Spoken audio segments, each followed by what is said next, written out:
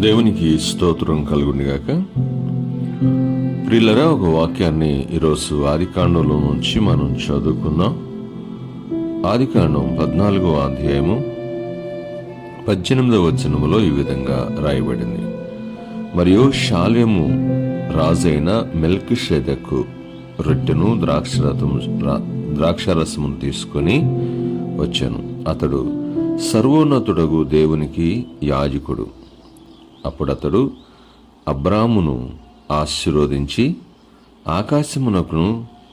ఆకాశమునకు భూమికిని సృష్టికర్తయును సర్వోన్నతుడనైన దేవుని వలన అబ్రహాము ఆశీర్వదించబడును గాక అనియు, నీ శత్రువులను నీ చేతికి అప్పగించిన సర్వోన్నతుడు దేవుడు స్తుతించబడును గాక అనియో చెప్పాను.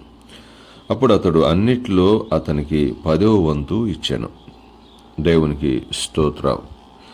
ఇక్కడ చదివినటువంటి మాటలో మెల్కీషెదెకు అనబడినటువంటి ఒక యాజకుడు, సర్వోన్నతుడైనటువంటి దేవుని యాజకుడు, షాలేముకు రాజైనటువంటి తాను అబ్రహాముని ఎదుర్కోవటానికి వచ్చాడు.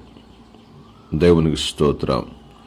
అబ్రహాముని ఎదుర్కొని అబ్రహాముకి రొట్టె ద్రాక్షారసాన్ని ఇచ్చి అతన్ని ఆశీర్వదించాడు. ఎలా ఆశీర్వదించాడంటే ఇక్కడ డిఫరెంట్గా మనకు కనబడుతుంది ఎలా ఆశీర్వదించాడు అనేటువంటిది. అప్పుడు అతడు అబ్రామును ఆశీర్వదించి ఆకాశమునకు భూమికిని సృష్టికర్తయును సర్వోన్నతుడనైన దేవుని వలన అబ్రహాము ఆశీర్వదించబడును గాక అనియో.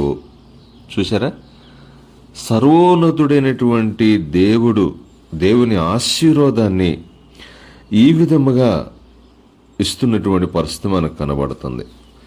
అయితే ఆశీర్వాదములో ఉన్నటువంటి ప్రత్యేకత ఏంటంటే సర్వోన్నతుడైనటువంటి ఆశీర్వాదం. తర్వాత నీ శత్రువులను నీ చేతికి అప్పగించిన సర్వోన్నతుడగు దేవుడు స్తుతించబడునుగాక. ఒకటి, యెహోవా నిన్ను ఆశీర్వదించునుగాక అన్నాడు. రెండవది, యెహోవా స్తుతించబడునుగాక, అంటే దేవుడు సర్వోన్నతుడైనటువంటి దేవుడు స్తుతించబడుగాక అనేటువంటి పదం మనం చూస్తూ ఉన్నాం. ఈ మెల్కీషెదెకు ఎవరు, ఎక్కడి నుంచి వచ్చాడు అని అంటే, ఇతను సృష్టికర్త అయినటువంటి సర్వోన్నతుడైనటువంటి దేవుని సృష్టికర్త అయినటువంటి ఆయనకి ఇతను యాజకుడు. ఎప్పటి నుంచి ఉన్నాడు ఎవరికి తెలియదు. కానీ ఇతను షాలేముకు రాజు అనేటువంటి విషయం మాత్రం తెలుసు. అంటే మనం చూసి షాలేం అనగా అది భాషాంతరంగా యెరూషలేముగా మారింది. యెరూషలేముగా మారినటువంటి ఆ ప్రాంతంలో అక్కడ షాలేము రాజు ఉన్నటువంటి దాఖలాలు మనకి కనిపించవు. కానీ అక్కడ అబ్రహామును ఆశీర్వదించడానికి వచ్చినటువంటి సందర్భం మనకు కనబడతా ఉంది. ఇతడు వంశావళి లేనటువంటి వాడని, ఇతడు తల్లిదండ్రులు లేనటువంటి వాడని, ఇతనికి ఆది అంతం లేదని హెబ్రీ పత్రికలో అపోస్తలుడైనటువంటి పౌలు ఈ విషయాలు వ్యక్తపరిచాడు. అయితే ఇదే క్రమములో వచ్చినటువంటి యేసు ప్రభువు కనబడుతున్నాడు. అబ్రహాముని ఆ మెల్కీషెదెకు దీవించాడు. స్తుతించబడునుగాక సర్వోన్నతుడైన దేవుడు అంటూ మాట్లాడుకొచ్చాడు. కానీ ఇక్కడ అదే క్రమములో వచ్చిన యేసు ప్రభు వారు నీకోసం నా కోసం ఆశీర్వాదకరంగా ఆయనే మారాడు, రక్షించటానికి మారాడు. అంత మాత్రమే కాదు, ఆ క్రమంలో వచ్చి ప్రధాన యాజకుడు అయ్యాడు. యేసుప్రభు వారు ప్రధాన యాజకుడై దేవునితో, మనం ప్రధాన యాజకుడు ముందుంటే మనం ఆయనతో ఉండి ఆరాధన చేసేటువంటి ఒక అవకాశాన్ని కల్పించాడు. దేవునికి స్తోత్రం. ఈ ప్రధాన యాజకుడైన మెల్కీషెదెకు వివరాలు మనకి కొన్ని మాత్రమే కనబడతాయి. కానీ ఇతను రాజు, ఈ మెల్కీషెదెకు. అలాగనే యేసుప్రభు కూడా రాజే. మెల్కీషెదెకు ప్రవక్త, యాజకుడు. యేసుప్రభు కూడా ప్రధాన యాజకుడు.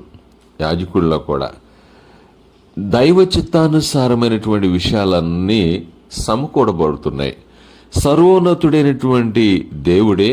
నా ఉద్దేశంలో అయితే ఈ మెల్కీషెదెకు కనబడినటువంటి అతను యేసు ప్రభువేనని నా full strong believeness. Because of కారణం ఏంటంటే ఆయన యొక్క తత్వాలు మొత్తం కూడా యేసు ప్రభు వారు లాగానే కనబడతాయి. ఎందుకంటే అతను వంశావళి లేనటువంటి వాడని, లేకపోతే ఆది అంతము లేనటువంటి వాడని కూడా కనబడుతుంది. ఆది అంతము లేనటువంటి వాడెవరు?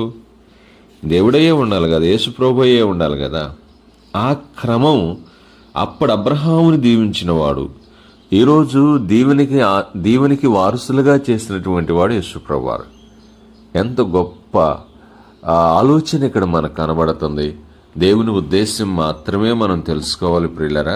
నీకోసం ప్రాణం పెట్టి రక్తము కాచిన ఆయన యాజకుడిగా మారాడు. నిన్ను దీవించడానికి వచ్చాడు భూమి మీదకి, నిన్ను పాపం నుంచి విడిపించడానికి వచ్చాడు. ఆ మెల్కీషెదెకు అబ్రహామును దీవించడానికి వస్తే, ఈ యొక్క మన ప్రభు అయిన యేసుక్రీస్తు వారు మనల్ని దీవించి పాపం నుంచి విడిపించి ఆ పరలోకం చేర్చడానికి దిగి వచ్చిన మహనీయుడు.